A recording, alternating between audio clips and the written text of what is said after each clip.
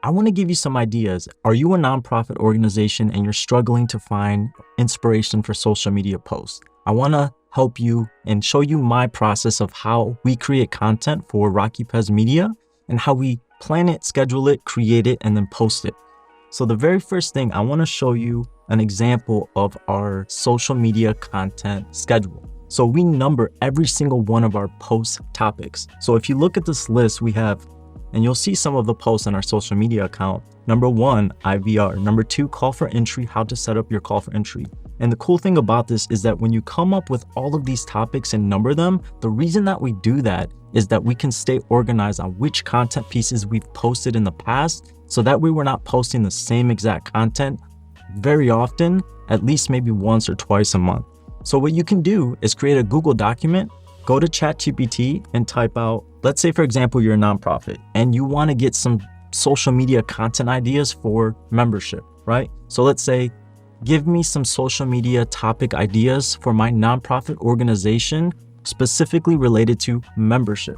And then once you've typed that out, click the little arrow up button, and then the ChatGPT will get right into action on creating a list of potential topics for your nonprofit organization, specifically to content related to your membership. So as this list starts to develop, you start to get an idea of some topics that you can create and create your own variation numbers of 1, 2, 3, 4, 5 in your Google Doc. So let's say, for example, we're gonna start with number 4, infographics on membership benefits. And now what we could do is we can type in the queue again and say, now write me 15 different blog article topics specifically related to number 4. And then once you've typed that out, press enter, and then ChatGPT will get right into presenting you with a list of blog topic articles that you can write. And you will see that a lot of these are church related. One of our clients is a Christian organization. So the cool thing about ChatGPT also is that it starts to learn what your business is, like your model, your format, your mission, all of it. So the more that you feed it, the more advice and recommendations and ideas that it will output. And then we'll say, okay, now write an article using number 2. Press enter.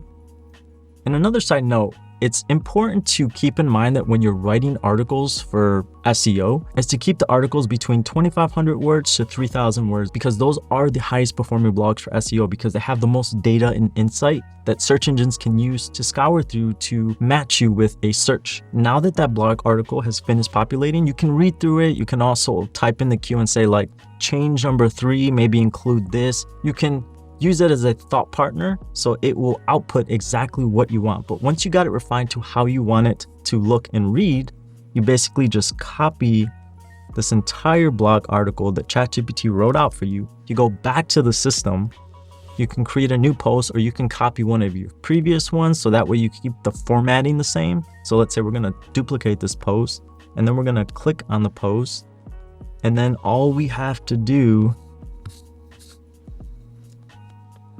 is paste. And then we can save it, we can schedule the post. It's super easy and intuitive because what the search engines will start to do the more frequently that you create posts for your website is that the search engines will start to use all of the data on your platform as a search queue for all of the people that are searching specifically for your product or offering. So now that you have this blog written out, let's say that you like this blog and you want to get as much reach for this blog, right? So let's go back to ChatGPT and tell ChatGPT, great, now write me 15 pieces of social media copy related to this blog. And then once you press enter, you'll see that ChatGPT gets right away to putting all of those pieces of copy for your social media posts together for you.